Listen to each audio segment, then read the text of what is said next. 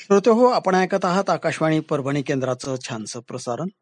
मध्यम लहरी 229 अंश 9 मीटर्स अर्थात 1305 किलो हर्ट्स आणि न्यूज ऑन AIR या मोबाईल ॲपवर. सकाळचे 6:05 झालेत. आता ऐकूया नमस्कार परभणी अंतर्गत विचार शलाका. यामध्ये आज महर्षी दयानंदांचे आध्यात्मिक विचार या विषयावर डॉक्टर नयनकुमार आचार्य यांनी दिलेली माहिती. या कार्यक्रमाचे प्रायोजक आहेत महर्षी दयानंद द्विजन्म शताब्दी आणि आर्य समाज सार्ध शताब्दी निमित्त मानवतेच्या कल्याणासाठी समर्पित महाराष्ट्र आर्य प्रतिनिधी सभा.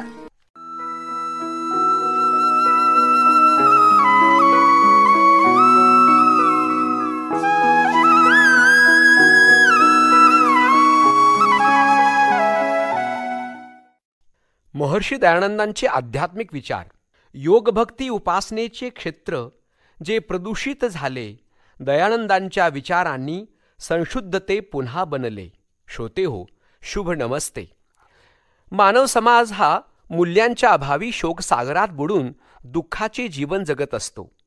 त्या पवित्र मूल्यांचे संवर्धन करणे अत्यावश्यक असते. स्वामी दयानंद सरस्वती यांनी आध्यात्मिक क्षेत्रात जे शुद्धीकरण करण्याचा प्रयत्न केला तो निश्चितच मानव समाजाला त्रिविध दुःखापासून दूर ठेवणारा होता. एके साधे सब साधे या उक्तीनुसार स्वामीजींनी बुद्धीच्या व तर्काच्या आधारे आध्यात्मिक क्षेत्राची समीक्षा केली. विज्ञाननिष्ठ अशी व्याख्या केली. श्रद्धा असावी, पण ती आंधळ्या भावनेने किंवा अंधश्रद्धेच्या आधारे असता कामा नये. ती तर सत्याने परिपूर्ण असावी. तिथे तर्क आणि जिज्ञासेला वाव असावा. हजारो वर्षांपासून वेदादी आर्ष ग्रंथातील मंत्र आणि त्याचे केले जाणारे अर्थ हे स्वामीजींनी आपल्या योगिक तत्वज्ञानाच्या बळावर संशुद्ध केले. स्वामीजींनी ईश्वराचे सत्य स्वरूप सांगितले. आत्मा, परमात्मा आणि प्रकृती या तिन्ही सत्ता स्वतंत्र असून अनादि असल्याचे ते सांगतात.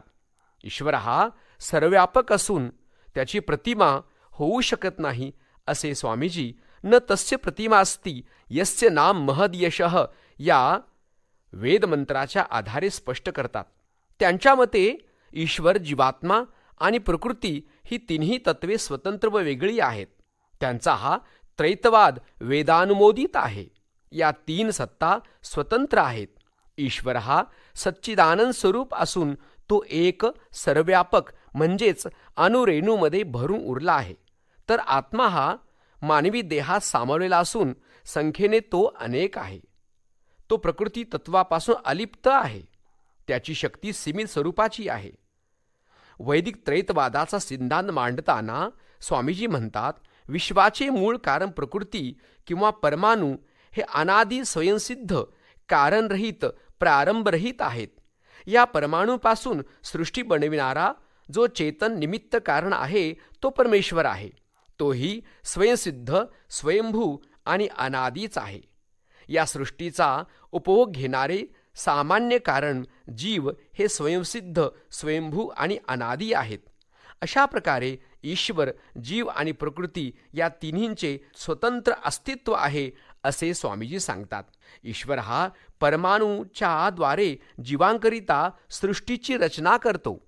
जीवांना सृष्टीच्या माध्यमाने सुखदुःखाचा अनुभव घडविणे आणि परमेश्वराच्या सान्निध्यातून आनंदाचा अनुभव मिळवून देणे हाच सृष्टीचा उद्देश आहे. स्वामीजी म्हणतात, द्वा सुपर्णा सयुजा सखाया समानम वृक्षम परिशस्व जाते. म्हणजेच सृष्टीरूपी वृक्ष आहे. या सृष्टीरूपी वृक्षावर दोन पक्षी बसले आहेत. एक पक्षी त्या फळाचा उपभोग घेतो आहे, तर एक पक्षी मात्र त्या सर्वांना पाहतो आहे. सृष्टीवृक्ष हे प्रकृती आहे, तर फळांचा उपभोग घेणारा जो पक्षी आहे तो जीवात्मा आहे. आणि या सर्वावर नियंत्रण ठेवणारा तो मात्र परमेश्वर, संपूर्ण विश्वाचा निर्माता आहे. तो ईश्वर संपूर्ण प्राणीमात्रावर दया, करुणा आणि सतत न्यायदान करणारा आहे. त्या ईश्वराच्या सानिध्यात राहून माणूस खऱ्या अर्थाने यशस्वी होतो, जीवन सफल बनवतो. या तिन्ही तत्वांना जाणणे म्हणजे दयानंदांच्या अध्यात्म सिद्धांताला समजणे होय. या कार्यक्रमाचे प्रायोजक होते महर्षी दयानंद द्विजन्म शताब्दी आणि आर्य समाज सार्ध शताब्दी निमित्त मानवतेच्या कल्याणासाठी समर्पित महाराष्ट्र आर्य प्रतिनिधी सभा.